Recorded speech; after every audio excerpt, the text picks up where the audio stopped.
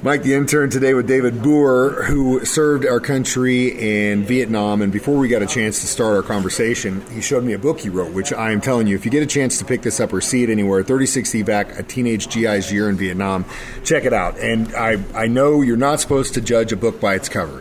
But when you slid this over to me and you started to explain it to me, I looked at the picture of the two Vietnamese monks on the cover, and I thought this was like maybe you went back to Vietnam and you had taken some pictures of some of the places you had been to, but you took that photo in 1967.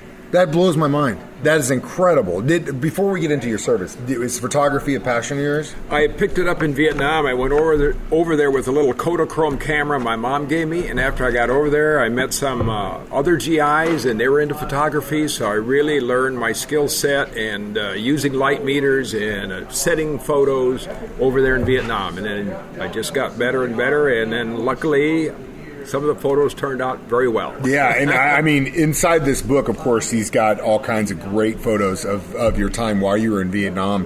It's just mind-boggling how well they turned out for someone that at the time it was like your really first rodeo holding the camera. But what your understanding, and I implore you for, I want to applaud you for your attention to detail, because these photos are just incredible. But you did serve in the Army.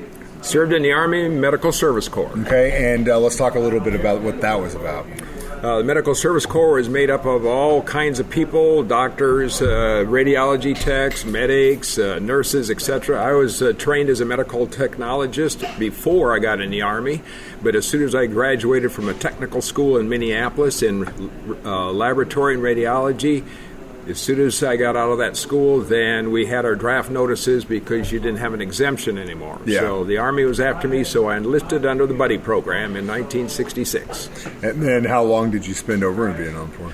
I was there, so I got in September of 66, and by January 67, I was in Vietnam. Man. And I was there for a full year, got out just before Tet of 1968, which is the only time our hospital actually got hit by the enemy. Yeah, the Tet Offensive. Wow, that's crazy.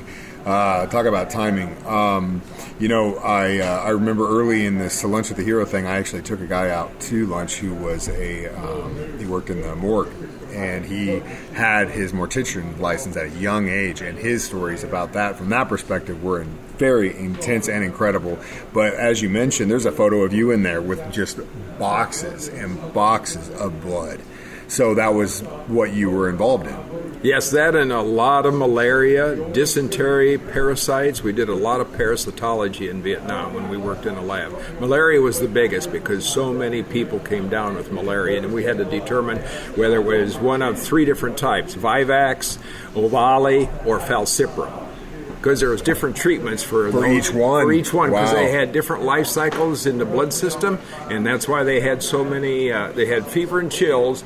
The fever occurred when all the progeny was born in the blood system, and then the chills occurred just before they were released. Wow. And so if you had falciparum and vivax, you had different cycles of chills and fever, and you were really sick when you had both parasites. Oh, my goodness gracious, snakes alive. Did you ever get it?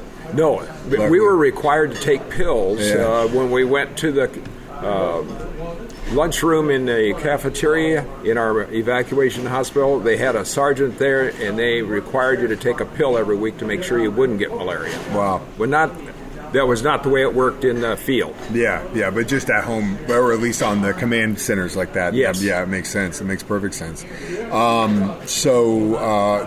What did you do when you got out of Vietnam? As soon as I got out of Vietnam, I landed in California. Of course, knew nobody on the plane. That was unique about Vietnam. You went over there, unless you were in the buddy program, you went over there, didn't know anybody on the plane, and when you left, you didn't know anybody on the plane. So when you arrive in California, you were allowed to pick where you wanted to be stationed if there was openings.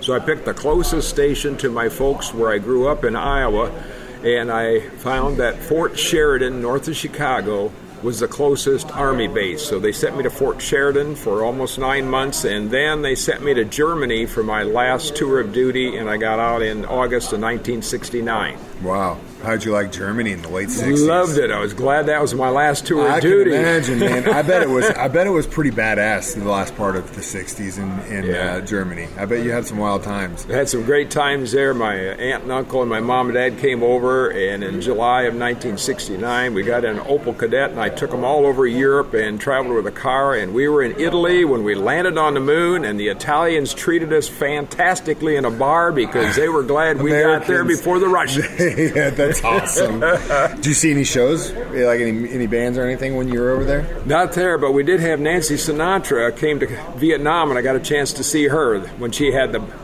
These Boots Are Made for Walking. Yeah. That was the only really star that we saw when I was in Vietnam. Dude, that's awesome. That's incredible. Well, David, thank you so much for sharing your story with me today. Thank you so much for sharing your book with me today. And as I understand it, you still kind of work with the Discovery Center currently right now? Yes, work at Discovery Center. I'm also, my wife and I are working with the University of Iowa to restart a lab program that they let lapse. And it's getting started this fall, and we're going to have our first students trained as laboratorians at the University of Iowa, and we also provided scholarships for them.